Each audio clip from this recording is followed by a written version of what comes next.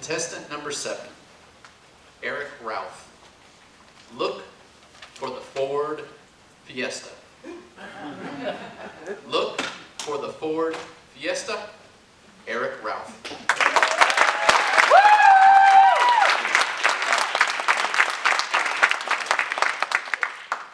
This is less of a speech as it is a public service announcement. If you are driving in the Columbus, Ohio area, especially the Northwest Corridor, please look for the white Ford Fiesta. I would tell you the license plate number, but if you see it coming, you don't have that kind of time. Just get off the road as soon as you possibly can. The white Ford Fiesta is the car of my lovely bride, who has many talents. She writes, she teaches, she's a wonderful wife and mother, but she's a danger to herself and others. Lest you think I am just another husband complaining about his wife's driving, I will prove it to you statistically, by authority, and by story. First, statistically, put your hand in the air if you have ever totaled a vehicle. Keep your hand in the air. Put your hand up, Ashley.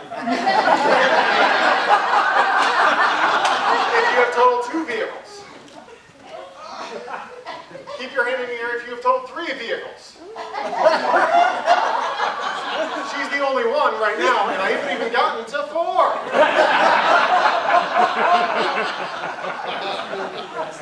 I won't tell you about all 4 of them. I won't even tell you about all. I'll tell you about a little bit of her history. But after the last total, we talked to the car insurance company, and she was concerned that our rates would go up. And they're like, lady, your rates can't get any higher. Our statistical models don't predict this type of thing. This one isn't a total. It's just an example of what I'm talking about. She's going to the Tim Hortons drive-thru. How many people have done that? You know, they have the cement pole there. It's there to let you know you're a little too close to the Tim Hortons. Normally does this visually. In fact, she sees it and she thinks, I'm going to hit my mirror. And instead of, you know, moving, she just says, oh, you know what? I've got those mirrors that break away. It's not a problem. And ladies and gentlemen, it broke away. All the way down to the ground. That's the first example that I'll talk about. That wasn't a total, that was just an annoyance. And people ask me, well, after that happened, weren't you kind of annoyed when she told you that? I'm like, no, trust me, I am used to this. That's nothing. Because I already knew about another example. This one was a total. I also want to preface everything by saying, in all of her accidents, no one has ever been injured. Unless you're a car. No people. She was driving down a 2-lane road, you know, two lanes that go in the same direction, 2 more going in the opposite direction. And it's a perfectly bright day, no weather. It's not night. There's no other cars. You're thinking, where is this going?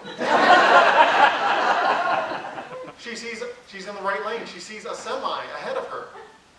And it looks to be stopped, but she thinks there's no reason a semi would be stopped there. So she keeps driving. The semi gets bigger. I'm like, oh, it's getting bigger. Why is that? That's weird.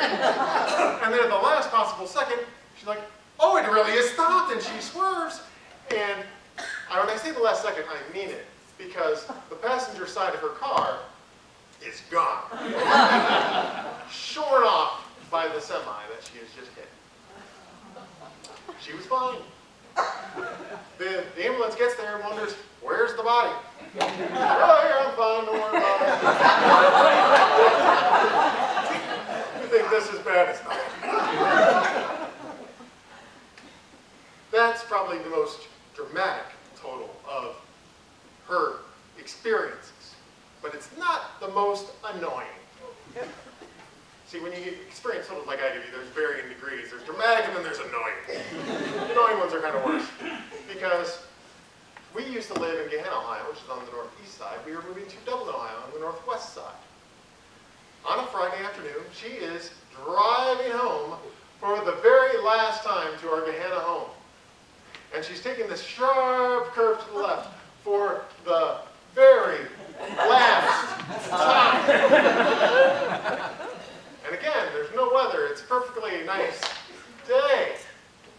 Perfect day to just jump the curb and flip your SUV over until you're upside down in some poor unfortunate lady's lawn. She can't free herself because it's hard to do that when you're hanging upside down in an SUV. So the squad gets there, and the guys are looking, and they're kind of like, well, we don't know how we're going to get you out of here. We can't open the door. And we might have to bring the jaws of life to get you out of this thing.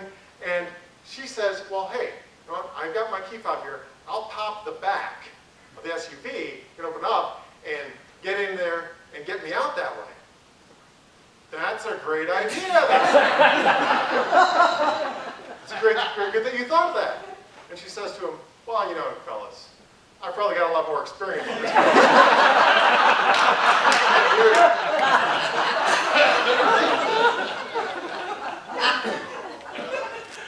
So in summary, I believe I've demonstrated that it's not just an idle complaint on my part. Statistically, the authority of the insurance company and just these examples that I've shared with you, hopefully I've convinced you that for the sake of yourself and every car that you care about, if you are driving in the Columbus, Ohio area, please